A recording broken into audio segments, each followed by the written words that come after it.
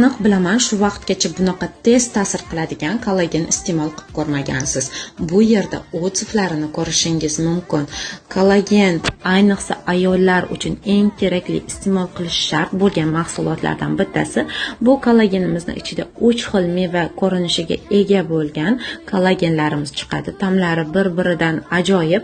Birinchisi bo'lsa, bu sabziligi.